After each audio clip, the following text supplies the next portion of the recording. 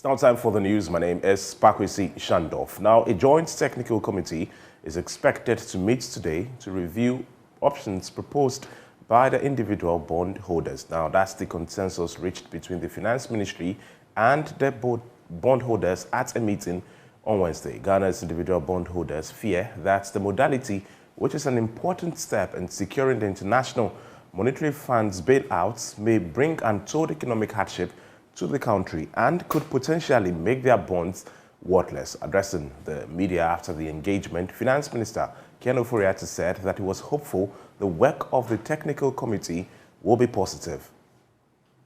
Technical committees, and they will be meeting immediately tomorrow because we don't really want to miss the deadline that we have set.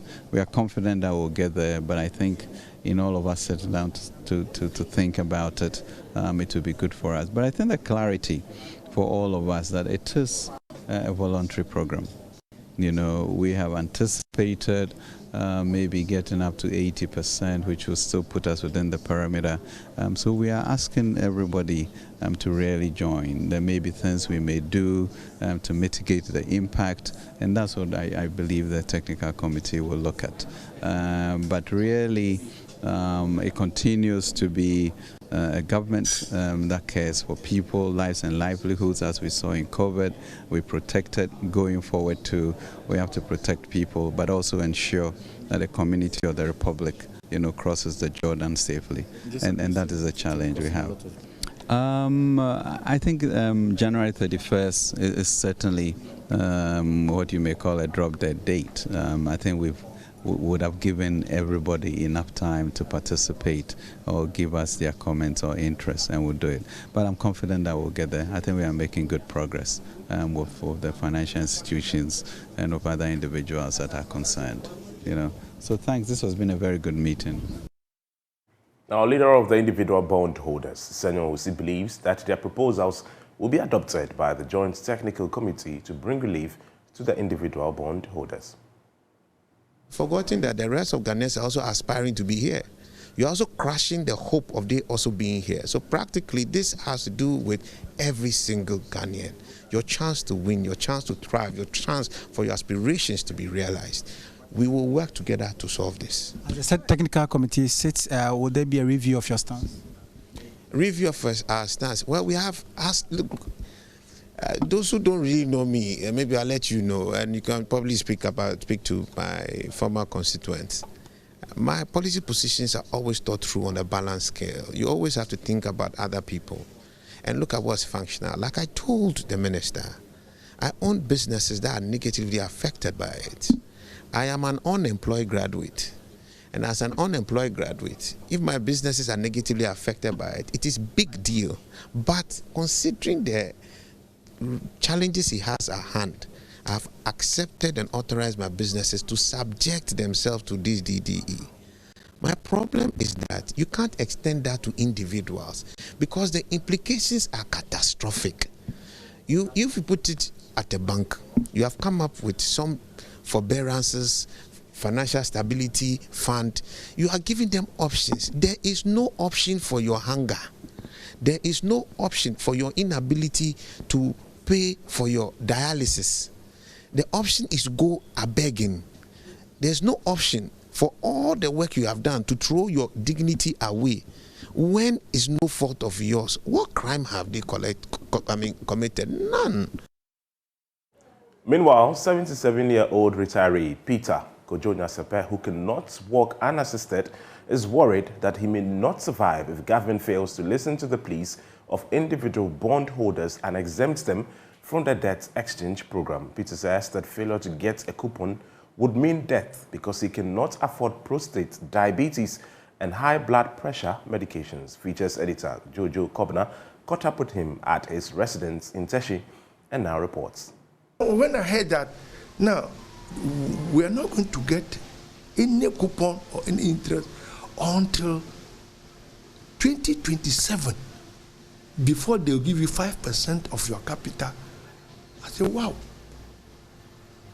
77-year-old. Now, how many years? That's 5 years or 4 years before 77. How long has God given me? Peter Kojo is 77. Currently, his blood pressure is rising due to an investment that was meant to make him smile. He became agitated upon hearing that individual bondholders will be included in a debt exchange program. He lost more than 250,000 cedis in a Ponzi scheme, so this forced him to choose government bonds as a safe investment.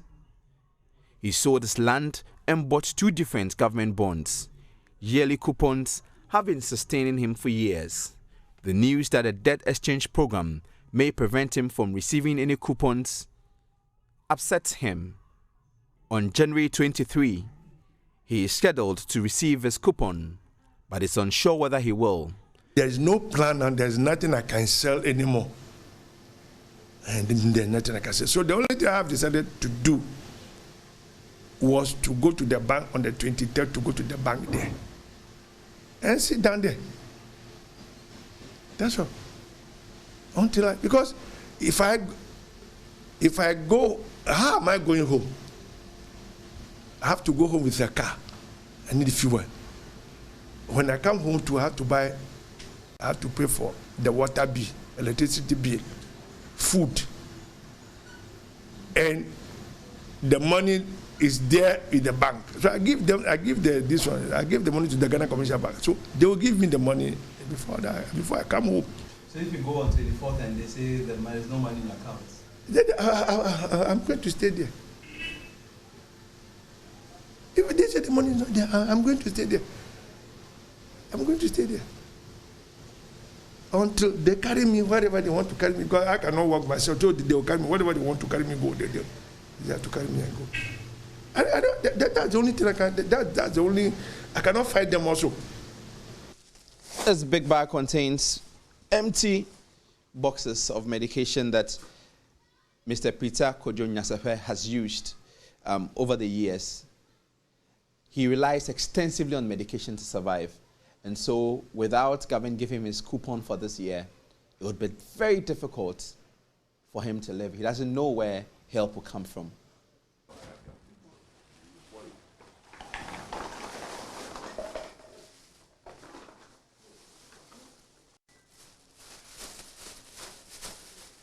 He wants the government to know that he has no extra funding to survive, as 2 of his children still live with him.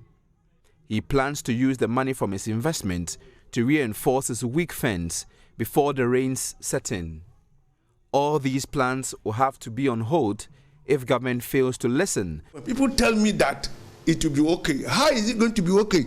Upon what direction, or upon what structures, upon what foundation, upon what hope is it going to be? When the news came, I cannot sleep. So that this is coming. It's only this. My wife is telling me it's cool down. You cannot die. Immediately you want to dose. Then you remember that you have to buy you are watching your meter. This will go off. You are thinking your meter will go off. So you have to go and buy the prepaid. They will not sleep. Peter is just one of many individual bondholders who rely on bond investment to survive. They are pleading with government to exempt them. If I take the money, it's rather I use the money for something which I can either make blocks or bricks or buy something. With some individual bondholders threatening never to invest in government bonds if they retrieve their money, the government must be intentional and delicate about how the situation is handled. Jojo Kobna, Joy News. Sad development there. But away from that, Minister for Education, Dr. Yao Edichum, has attributed Ghana's youth unemployment rate to several irrelevant causes run by tertiary institutions across the country. According to him, many of the courses have no use on the job market. Speaking at the 74th Annual New Year School, Dr. Edichum said that the government is collaborating with the universities to correct the said imbalance. So many students have been enrolled in diploma in education. They are being trained for jobs that do not exist. Thousands and thousands are graduating for jobs that do not exist. One favorite course that I always cite is what is called sanitation education, but there's no course in sanitation to be taught. Development education. Development education for what? UDS. Development studies, undergraduate program. For what job? So yes, I'm fully aware, and we're engaging the universities. I think we need to focus on courses that have relevance to that particular student and to the nation.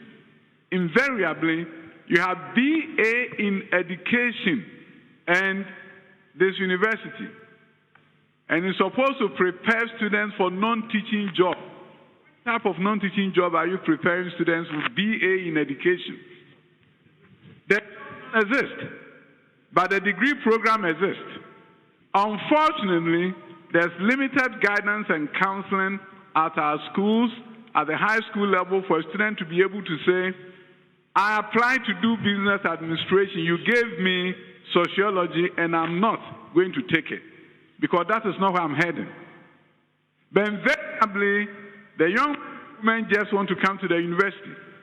We need to change course, because unemployment invariably comes from the fact that we are training the graduates for courses that don't exist.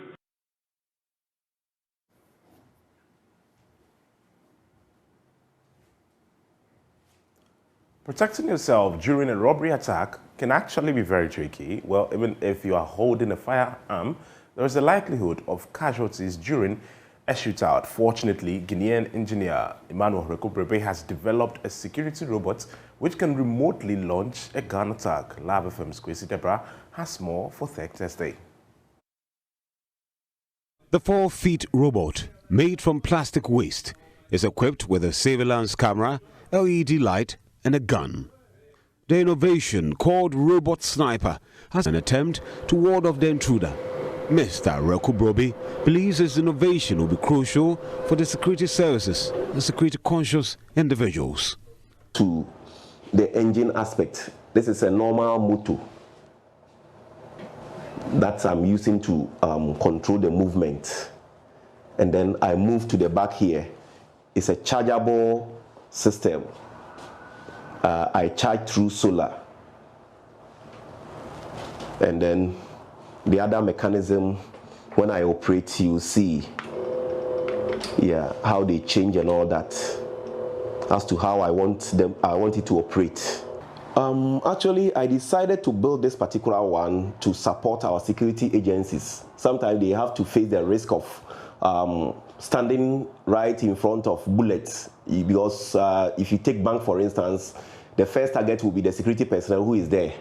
So it is to help you to hide yourself, actually, and let the system do the monitoring for you. If you sense danger, an alarm will be first sent to the one who wants to break. If he refuses, then the firing continues by way of using the remote.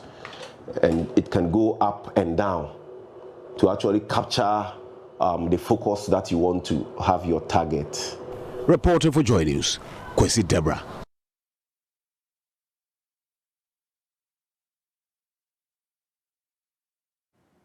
Now, medical scientists at the School of Medicine and Dentistry at the Kwame Nkrumah University of Science and Technology have successfully carried out the first implantation of the novel biological heart valve in Africa. The valve, known as the Inspiris Resilia aortic valve, was implanted by a team led by Dr. Isaac Otri from the Department of Surgery. Joy News' medical correspondent, Dr. Netta Pasram, reports. The Inspiris Resilia aortic valve is a 3-leaflet valve which has been designed to be resilient. And do you know what? It's made from cow heart tissue. So we see the shadow of the heart here, and then we see the heart going to be open. It's going to be behind it, and then when you open the heart, that's the valve sitting here like that. This is a disease valve. The normal valve looks thinner than this. This looks thicker. So it's thickened. So it's a disease valve, especially in the environment here. It's actually due to rheumatic heart disease. So this whole valve, with a natural valve, is going to be removed. And when you remove the valve, you have to replace it. And when disease affects these valves, what are the options for us in dealing with them? That's been a challenge for cardiac surgeons for all these years. And therefore, it has been a headache for us. How do we get a material or an artificial valve that can stay or that can be more durable? A bit of a challenge. Currently in cardiac surgery, we have two main types of valves or artificial valves that can be used to replace a damaged valve in the heart. One is a metal, we call the mechanical valve. The other one is a tissue valve or an animal valve, which are gotten from the valves gotten from animals like cows and pigs and the rest. What we have realized in the world is that the mechanical valves, if you replace a damaged or a diseased valve with a mechanical valve, because the mechanical valve is a metal, it can lead to complications like clotting and then bleeding, though a metallic valve or a mechanical valve can stay for long. The other valve, which is better in terms of less complications, is what they call a tissue valve, which actually obtained from the valves or the covering of valves of cows or pigs. We call the Poisson valves or the bovine valves. But the issue is that if you replace a diseased valve in a human being with the tissue valves, which are obtained or manufactured from animals like cows and pigs, as I said, they deteriorate or they get destroyed very early, especially in young people and in Africans. That's what I've been realized. You know, in Africa, we have a young population. You know, most of our patients here are in their 40s and their 50s or in their 30s. And therefore, if you put these tissue valves, which are the animal valves, we put them or implant them in young people in Africans, it's realized that they deteriorate very, very fast because what they call calcium deposition in the valve get destroyed. So it's been a headache for the whole world how you can get a valve that can stay for long, especially in Africans and also especially in young people. And research has gone on. It has taken 12 years of research in the US for them to come up to develop a valve now, which is a tissue valve, not a metallic valve, that is implanted in young people and that can also be implanted in Africans that can stay longer. This valve, which is called resilient valve, was actually, it took 2 years for it to develop that valve in the US. It got FDA approval in 2017, and the first implantation started in 2019. We were fortunate in Kwasi, in Ghana, in Africa, to have the opportunity to have a donation for the electronics from the US, who donated one of these valves to us. In fact, the price of it is right now is almost $9,000. For that valve. They donated for us to try to implant it in Africa. In 2019, we were fortunate, we had some partners from the UK who came and they donated one to us, and I implanted that valve in an elderly man who was 57-year-old with a very bad disease, aortic valve. And we use the tissue valve here because it's a special one that can stay for long. And the patient need not be on the blood thinner drug, which is the warfarin. That's its own complications. That the major advantage of it is that that particular one that we implanted, the patient need not be on the blood thinner drug called warfarin. And we implanted it, and it went so well, and we have been following this man for the past 3 years. He's doing so well. So we realized that, okay, then we are fortunate to have been the first people in Africa to have implanted this special valve. And we decided to just talk about it, and we have actually gone ahead to publish an experience of the first implantation of this resilient valve in Africa.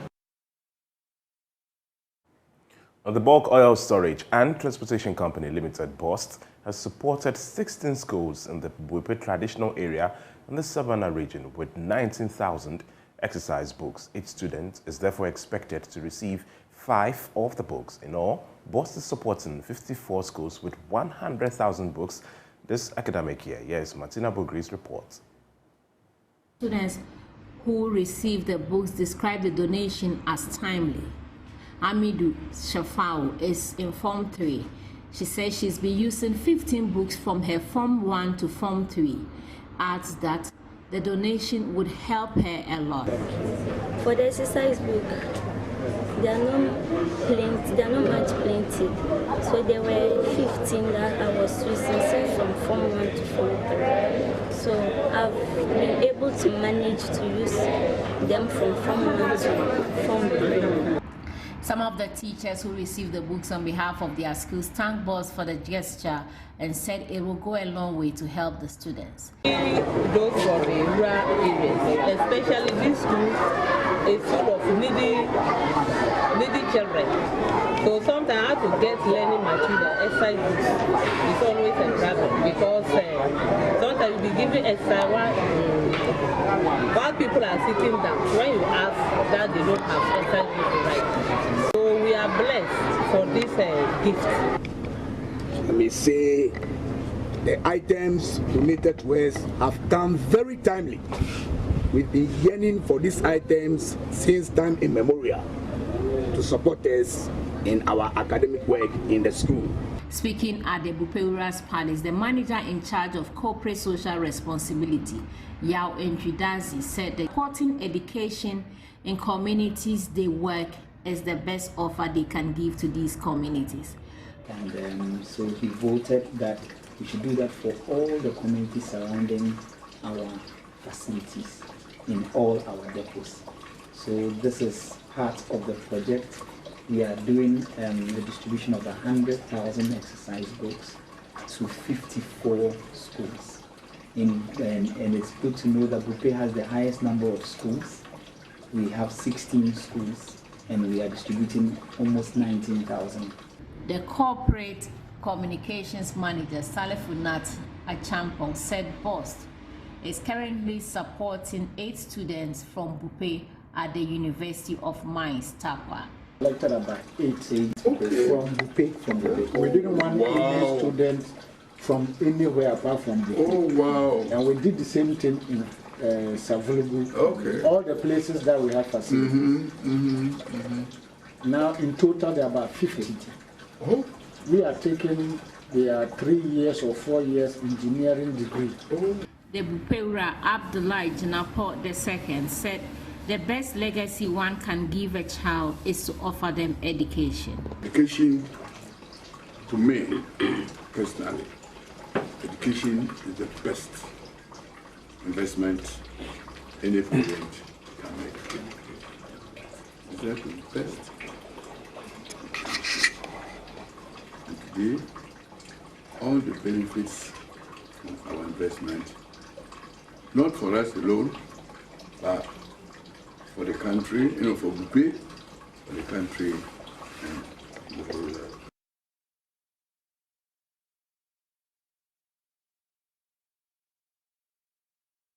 It's a wrap on the news this morning. For more, log on to www.myjoyonline.com. My name is Kwasi Schandorf. The show continues with Benjamin Nakapo and Benes Abubedulanta. Don't go anywhere.